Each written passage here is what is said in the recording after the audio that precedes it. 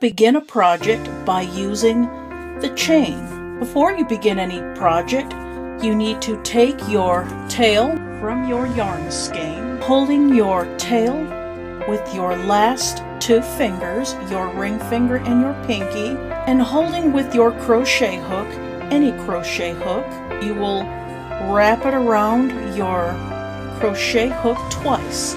Now you will see two wrap around single strands, 1, 2. With the yarn already in the hook, you will pull it through the second wrap around. Now the yarn is already wrapped around once on your crochet hook.